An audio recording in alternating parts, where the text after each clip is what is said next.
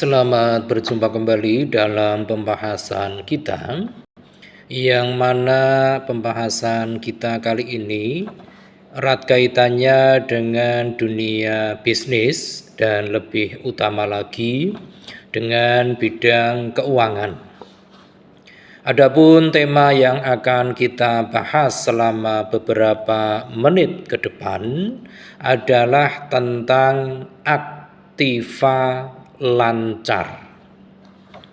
Kita tahu bahwa aktiva lancar ini merupakan aset yang dimiliki oleh perusahaan yang mudah untuk dicairkan dalam bentuk uang, di mana jangka waktu pencairannya tidak lebih dari 1 tahun. Kalau kita berbicara tentang aktiva, sebelum kita masuk dalam hal aktiva lancar ini, maka kalau kita berbicara juga dalam bidang keuangan, maka ada beberapa jenis dari aktiva. Nah, jenis-jenis dari aktiva ini diantaranya yang pertama adalah yang akan kita bahas ini, yaitu aktiva lancar. Yang mana aktiva lancar ini merupakan jenis aktiva yang memiliki tingkat likuiditas tinggi, yang berarti aktiva ini dapat dengan mudah untuk diubah menjadi uang tunai dalam waktu singkat. Yang dapat kita jadikan sebagai contoh diantaranya adalah kas, kemudian ada persediaan, ada juga piutang dagang, dan sebagainya. Ini adalah jenis aktiva yang pertama yang akan kita bahas, yaitu aktiva lancar. Kemudian yang kedua adalah aktiva tetap, yang mana aktiva tetap ini merupakan aset yang dimiliki oleh perusahaan untuk penggunaan dalam jangka panjang dan tidak diharapkan untuk dijual dalam waktu dekat. Sebagai contoh, aktiva tetap ini dapat berupa tanah, dapat berupa kendaraan, dapat berupa bangunan, mesin, dan sebagainya. Ini yang kedua. Kemudian yang ketiga, jenis aktiva itu ada yang disebut dengan aktiva tidak berwujud, di mana aktiva tidak berwujud ini adalah aset yang tidak memiliki bentuk fisik dan nilainya seringkali cukup sulit untuk diukur secara akurat. Kita dapat mengambil contoh yang termasuk dalam aktiva tidak ini, diantaranya adalah hak paten, ada juga goodwill, merek dagang, dan sebagainya. Ini yang ketiga. Kemudian yang keempat, aktiva itu juga ada yang disebut dengan investasi jangka panjang. Investasi jangka panjang ini merupakan investasi dalam bentuk saham, obligasi, ataupun properti yang dimiliki oleh perusahaan untuk jangka waktu yang lebih lama.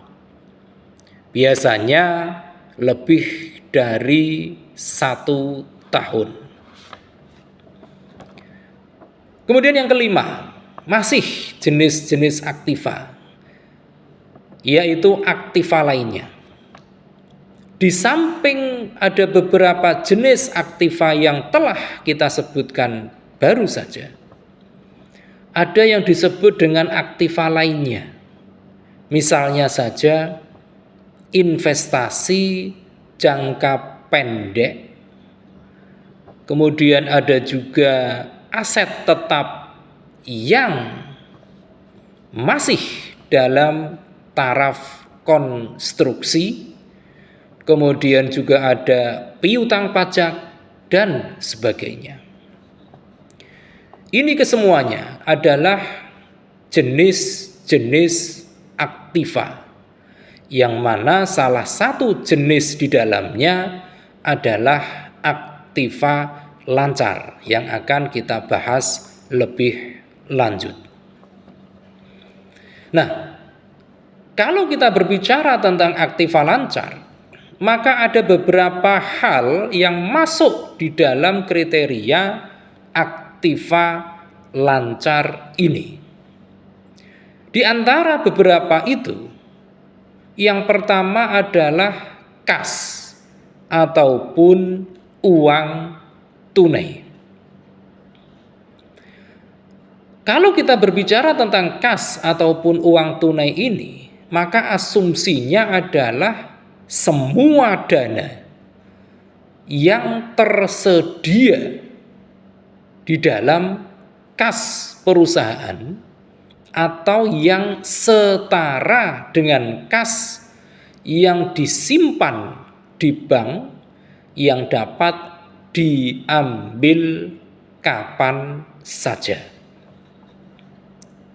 Ini adalah kas ataupun uang tunai sebagai bagian dalam aktiva lancar.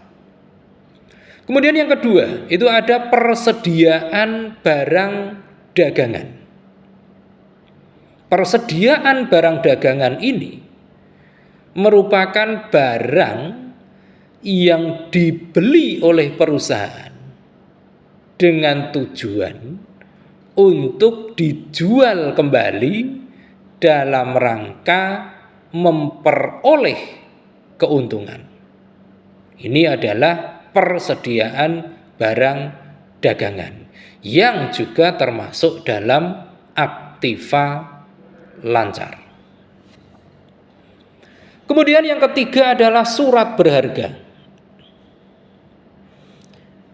Surat berharga ini merupakan salah satu instrumen investasi dalam bentuk saham ataupun obligasi perusahaan lain yang bersifat sementara dan dapat dijual kembali sesuai dengan kebutuhan perusahaan.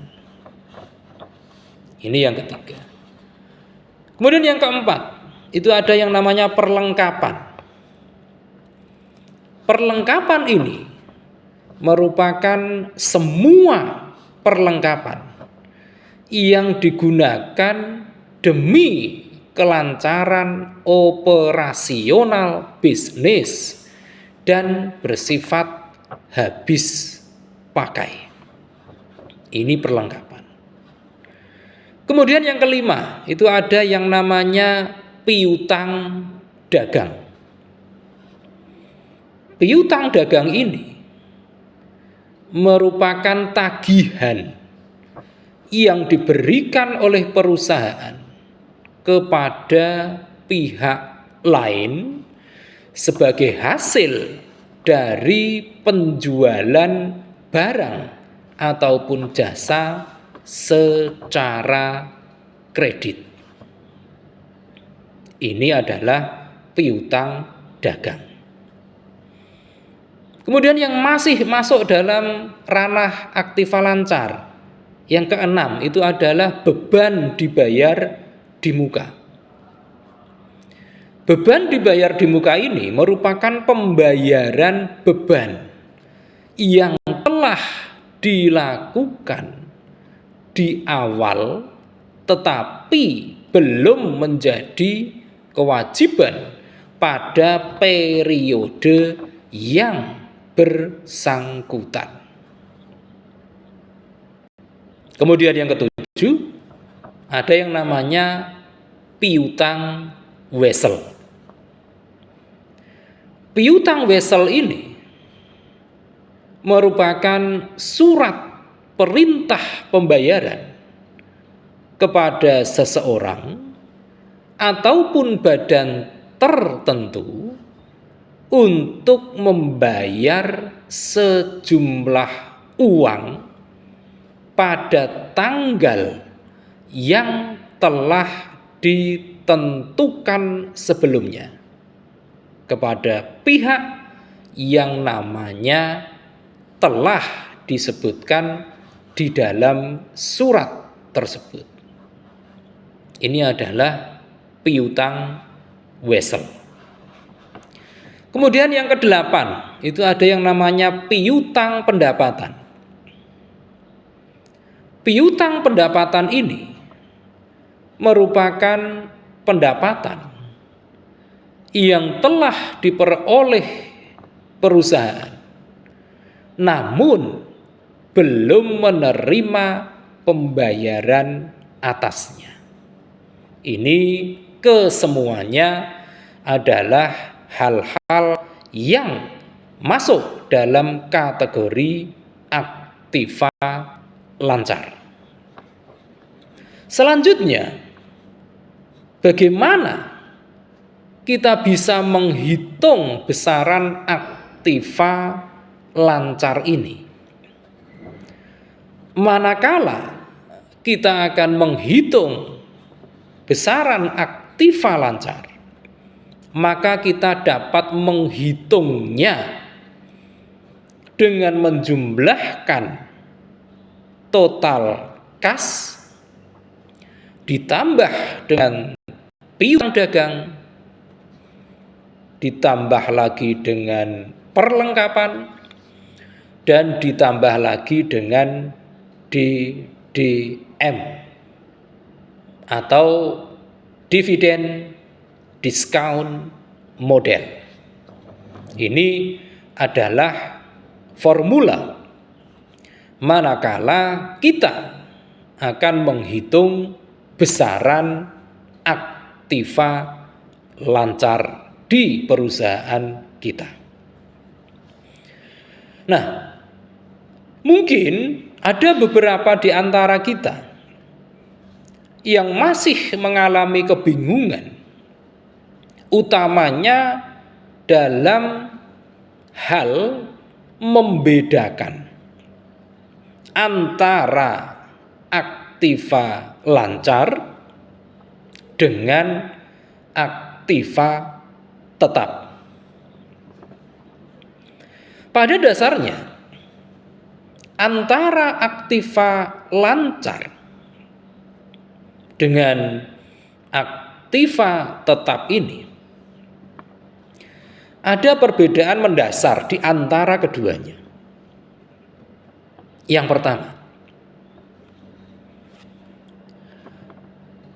untuk aktiva lancar ini merupakan aktiva dengan likuiditas yang tinggi.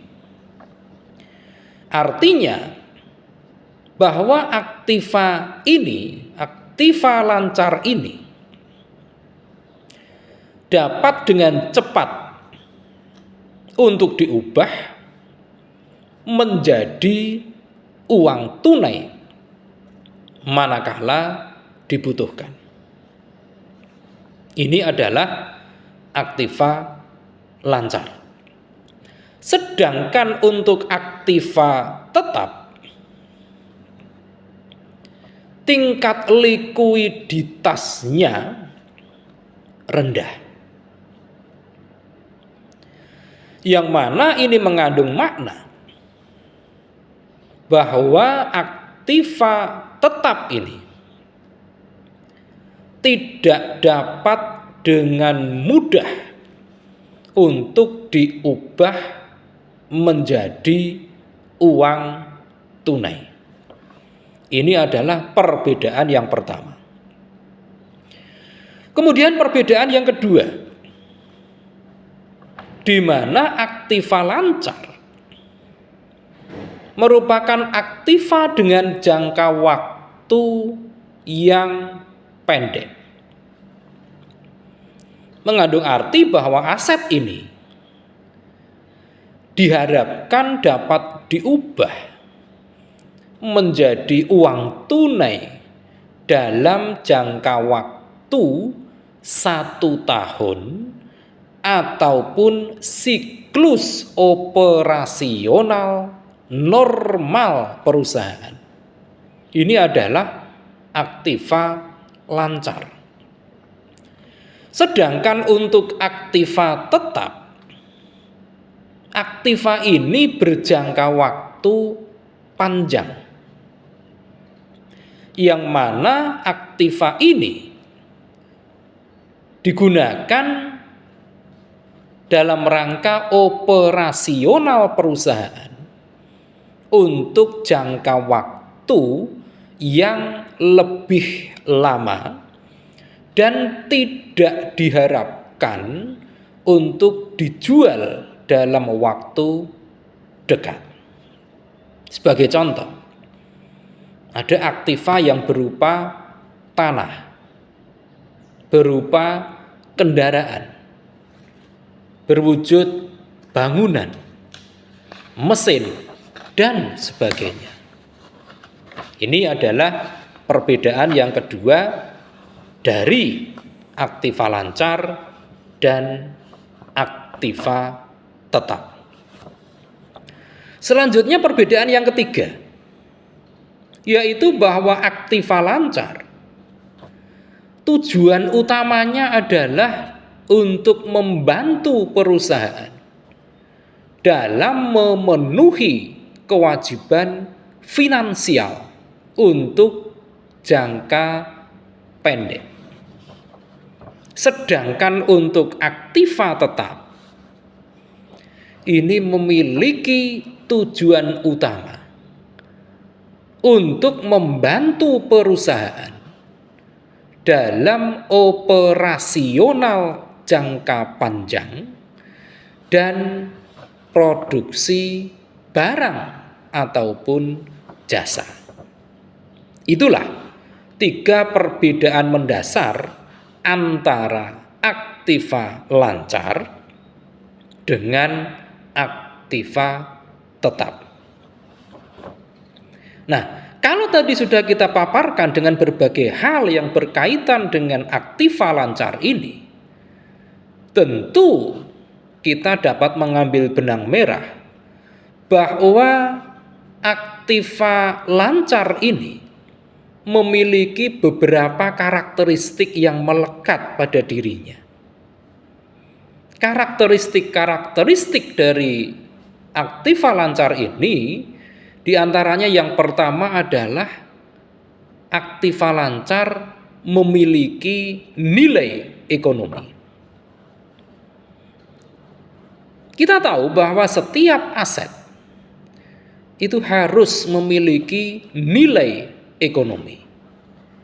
Yang ini mengandung makna bahwa aset tersebut memiliki manfaat dan juga dibutuhkan oleh banyak konsumen. Ini adalah karakteristik yang pertama dari aktiva lancar. Kemudian yang kedua, memiliki benefit. Selain memiliki nilai ekonomi, maka aktiva lancar ini harus memiliki keuntungan manakala dipindah tangankan. Ini yang kedua. Kemudian yang ketiga, aktiva lancar ataupun aset lancar ini bukan barang yang tidak bertuan. Di mana dalam hal ini kepemilikan yang merupakan sesuatu yang menjadi karakteristik dari aset lancar ini harus ditunjukkan dengan bukti yang kuat dan dapat dipertanggungjawabkan secara hukum. Ini yang ketiga. Dan yang keempat, aktiva lancar merupakan transaksi yang dilakukan di masa lalu. Manakala transaksi itu baru akan dilakukan di masa depan atau di masa mendatang, maka hal tersebut belum dapat dikategorikan sebagai aset. Demikian pembahasan singkat kita kali ini tentang aktiva lancar. Mudah-mudahan dengan pembahasan yang sangat singkat ini akan dapat lebih meluaskan pandangan kita dari sisi-sisi keilmuan bidang keuangan. Terima kasih atas perhatian Anda semua. Jangan lupa setelah menyaksikan tayangan ini silakan klik di layar Anda untuk like, komen, share, dan tentu saja jangan lupa subscribe.